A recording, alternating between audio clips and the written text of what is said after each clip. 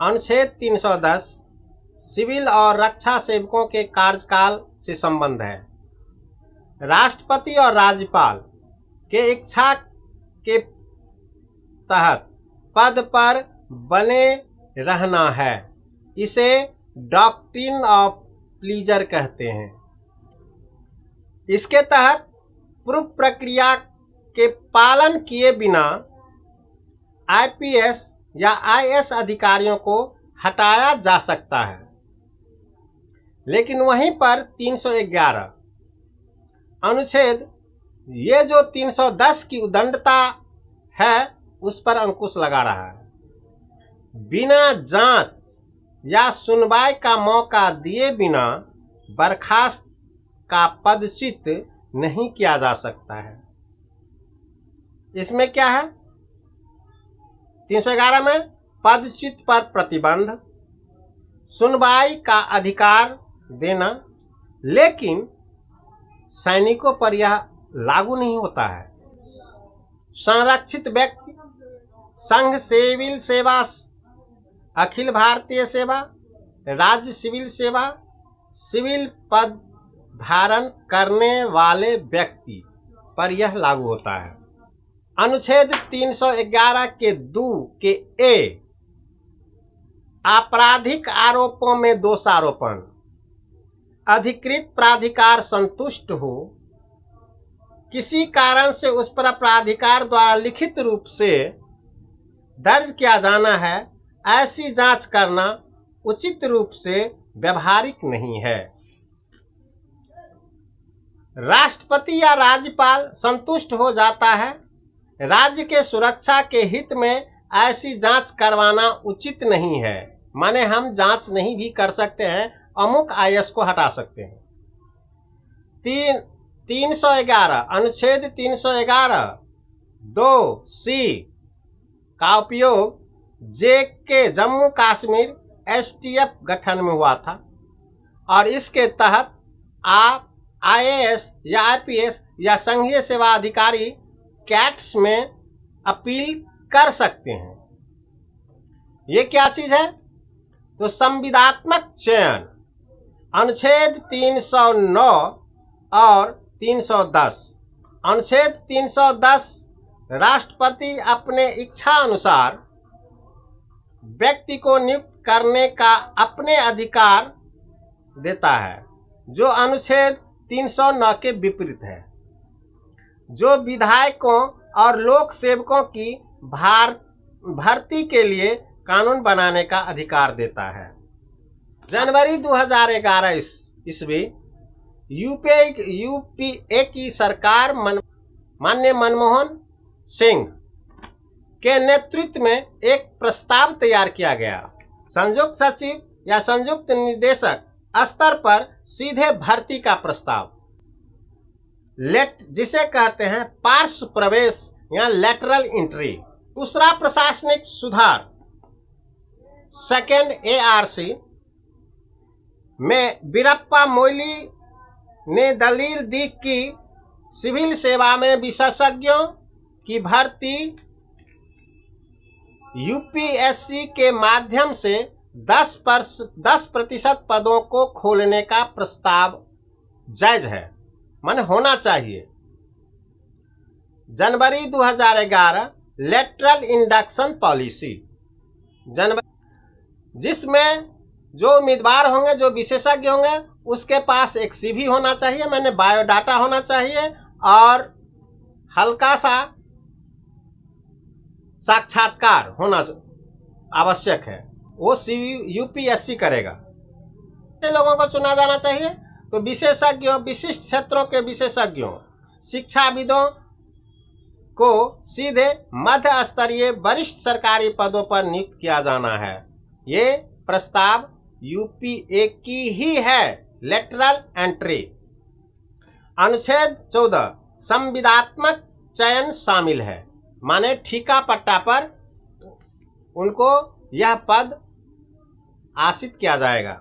18 मार्च 2026 press information bureau का report है, जिसमें राज्य मंत्री डॉक्टर जितेंद्र सिंह ने लोकसभा में लिखित उत्तर दिया था कि लेटरल एंट्री की नियुक्तियां अभी तक 2019 में 8, 2021 में 30 और 2023 में 25 ऐसे संयुक्त और वरिष्ठ पदों पर नियुक्ति की गई है, यानी टोटल लेटरल नियुक्ति 63 हुआ।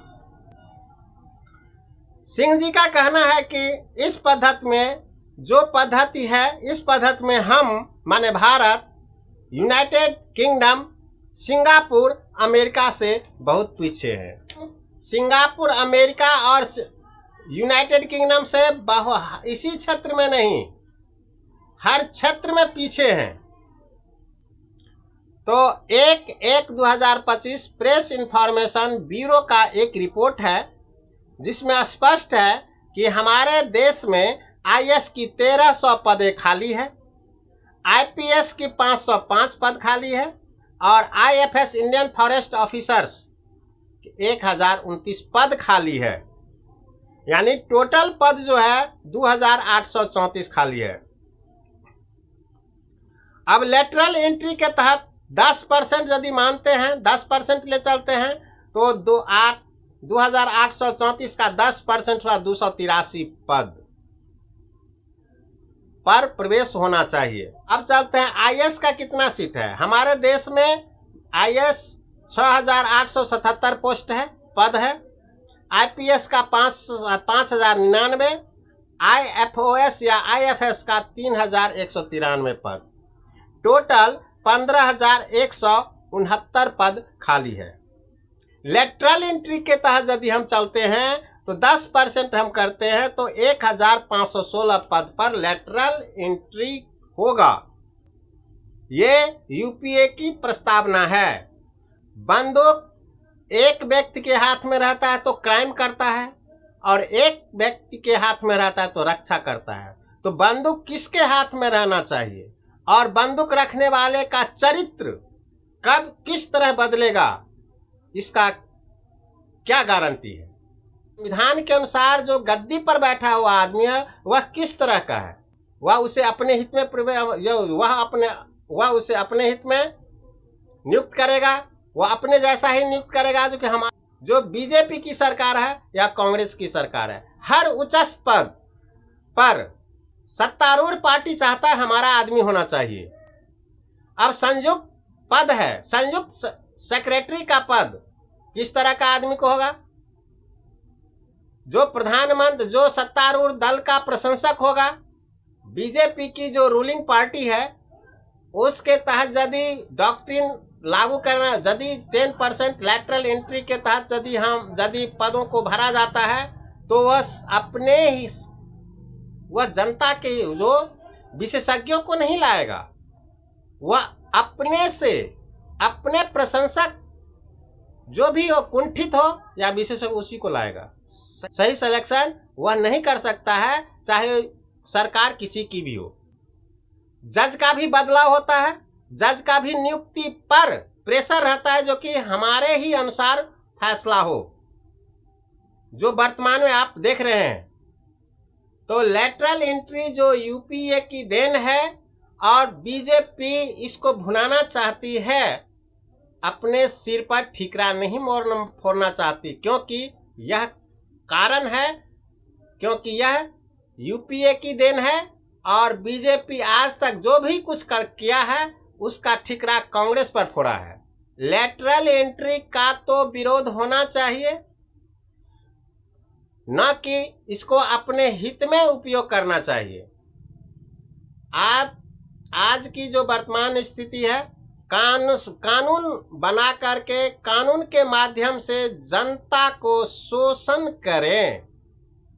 कुर्सी पर बैठा हुआ व्यक्ति यदि सही हो तो कानून भी सही होता है, कुर्सी पर बैठा हुआ व्यक्ति गलत हो तो कानून भी गलत होता है।